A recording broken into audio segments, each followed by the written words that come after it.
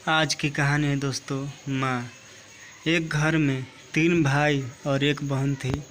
बड़ा और छोटा पढ़ने में बहुत तेज थे। उनके माँ बाप उन चारों से बेहद प्यार करते थे, मगर मंझले बेटे से थोड़ा परेशान से थे। बड़ा बेटा पढ़ लिख कर डॉक्टर बन गया, छोटा भी पढ़ लिख कर इंजीनियर बन गया, मगर मंझला बिल्कुल आवारा और गंवार बन के ही रह गया। सबकी शादी हो गई। बहन और मंझले को छोड़ दोनों भाइयों ने लव मैरिज की थी। बहन की शादी भी अच्छे घराने में हुई थी। आखिर भाई सब डॉक्टर इंजीनियर जो थे। अब मंझले को कोई लड़की नहीं मिल रही थी। बाप भी परेशान, माँ भी। बहन जब भी मायके आती सबसे पहले छोटे भाई और बड़े भैया से मिलती, मगर मंझले से कम ही मिलती थी, क्योंकि वह न तो कुछ दे सकता था और न ही वो जल्दी घर पे मिलता था। वैसे वह दिहाड़ी मजदूर करता था, पढ़ नहीं सका तो नौकरी कौन देता। मंझले की शादी किए बिना बाप गुजर गए।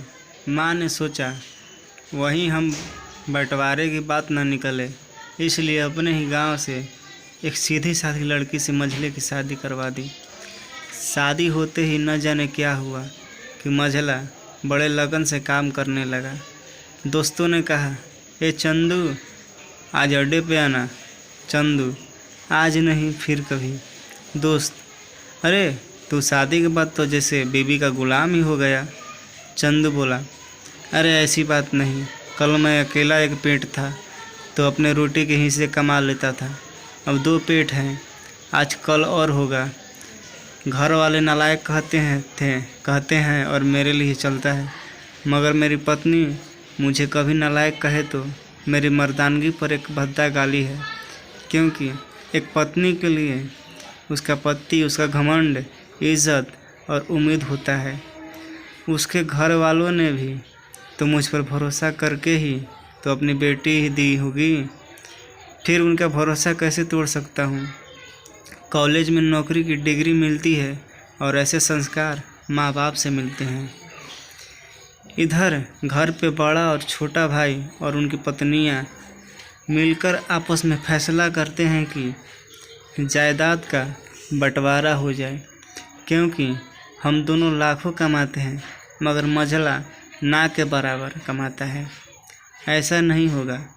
माँ के लाख मना करने पर भी बंटवारे की तारीख तय होती है। बहन भी आ जाती है, मगर चंदू है कि काम पे निकलने के बाहर आता है। उसके दोनों भाई उसको पकड़कर भीतर लाकर बोलते हैं कि आज तो रुक जा, बंटवारा ही कर लेते हैं। वकील कहता है ऐसा नहीं होता, साइन करना पड़ता है। चंदू, तुम लोग बंटवारा करो, मेरे हिस्से में जो देना है दे देना, मैं शाम को आकर अपना बड़ा सा अंगूठा चिपका दूंगा पेपर पर। बहन, अरे बेवकूफ़, तो गंवार का गंवार ही रहेगा। तेरी किस्मत अच्छी है कि तू इतने अच्छे भाई और भैया मिले हैं। माँ, अरे चंदू, आज रुक जा, बंटवारे में कुल 10 बीघा ज़मीन में दोनों भाई 5-5 रख लेते हैं और चंदू को पुश्तैनी घर छोड़ देते हैं। तभी चंदू जोर से चिल्लाता है, अरे फिर हमारी छुटकी का हिस्सा कौन सा है। दोनों भाई हंस कर बोलते हैं, अरे मूर्ख, बंटवारा भाइयों में होता है और बहनों के हिस्से में सिर्फ उसका मायका ही है। चंदू, ओह, शायद पढ़ा लिखा न होना भी मूर्खता ही है।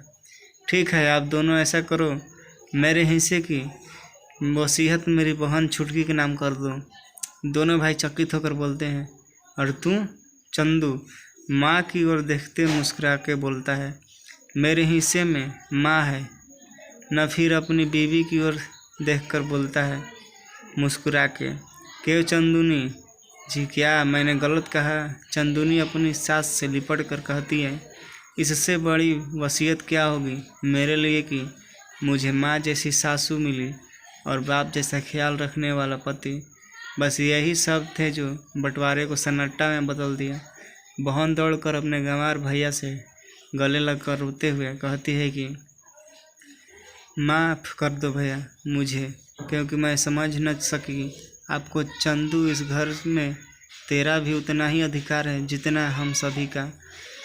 बंधुओं को जलाने की हिम्मत किसी में नहीं, मगर फिर भी जलाई जाती है, क्योंकि शादी के बाद हर भाई हर बाप उसे पराया समझने लगते हैं। मगर मेरे लिए तो सब बहुत अजीज़ हो, चाहे पास रहो या दूर।